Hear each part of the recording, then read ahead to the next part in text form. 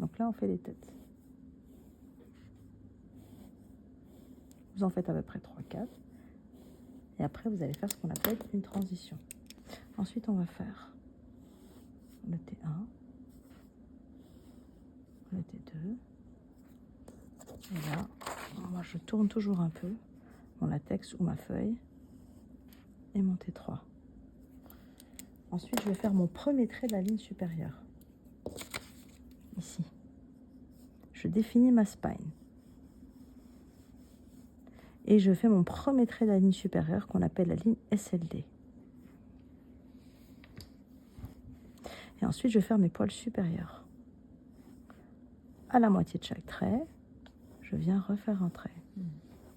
Arrivé au point 2, je suis plus longue. Ensuite, je vais faire mes poils inférieurs. Je vais toucher T1 et T3, en démarrant pas de là, mais de là. Comme ça, je ferme la boucle au niveau de la transition. Et là, je respecte la même distance à chaque fois. Et je viens faire mes poils inférieurs, qui vont jusqu'à la spine, mais qui ne la touchent pas.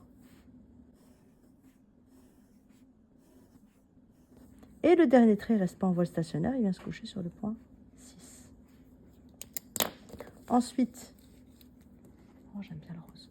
À la moitié de chaque trait, je viens refaire un trait. À la moitié de chaque trait, la moitié elle est là, je vais réinsérer un autre trait. La moitié elle est là. J'ai de la place, je peux réinsérer un autre trait. Là, je ne peux pas y aller, c'est comme un mur. Il faut imaginer que c'est un mur, la spine. À la moitié de chaque trait, je vais pouvoir réinsérer un trait et je suis de plus en plus longue.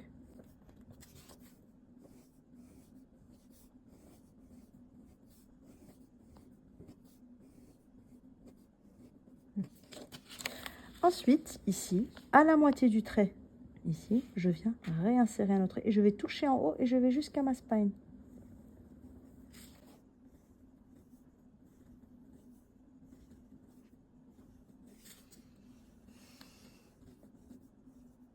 Et si je vois que j'ai encore un peu d'espace, je peux éventuellement rajouter ce qu'on appelle des baby strokes, des plus petits traits qui viennent toujours se rejoindre pour mourir dans la spine.